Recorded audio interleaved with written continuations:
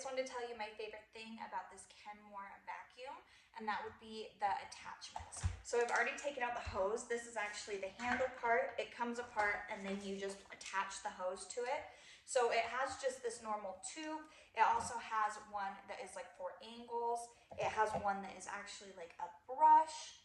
And then my favorite one is this pet handy tool. So it has all these little bristles in here. You can use it on stairs. You can use it just to spot clean an area. You can use it on your furniture, and it picks up really, really well. The suction is really great, and it really picks up everything. I am going to demonstrate how well it picks things up, and I will be right back.